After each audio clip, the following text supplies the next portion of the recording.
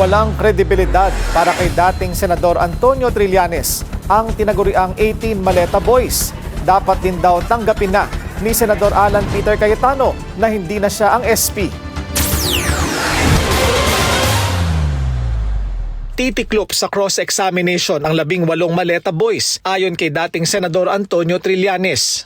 Kaya gusto nila yung mga controlled environments like press cons or yung hearing ng mga kakampi nilang mga senador. Sa On Point ng Billionaire News Channel, tinawag ni Trillanes na kwentuhan lang ang flood control hearing ng Cayetano Block noong nakaraang linggo. At matapos lumitaw ang kanyang pangalan sa pagdinig, muling magsasampa ng kaso si Trillanes.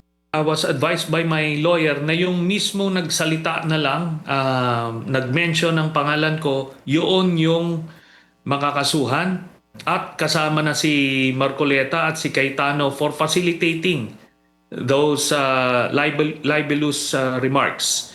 Naniniwala rin si Trillanes na bibigay din si Senador Alan Peter Cayetano sa Senate gridlock. Sa ngayon daw, nasa in denial stage pa si Cayetano matapos umanong mapatalsik sa liderato. Wala na ngang nakikinig sa kanya na mga officers ng Senado.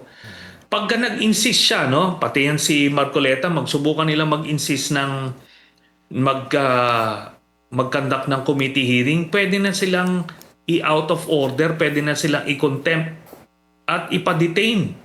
Hindi rin daw nababahala si Trillanes sa posibleng epekto ng gridlock sa impeachment trial ni VP Sara. Kung susubukan nilang mag-Facebook live siya o hindi siya umattend, mag-press con sila sa ibang lugar, di tuloy lang po yung impeachment trial without them. Ngayon, kung may konting kahihiyan pa sa sarili niya, dapat tanggapin niya na yung katotohanan na natanggal na siya. Otherwise, talagang aarestuhin siya ng Sergeant at Arms.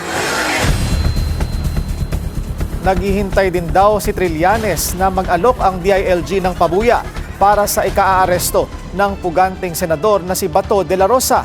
Dapat daw ay hindi bababa sa 20 million pesos ang halaga nito.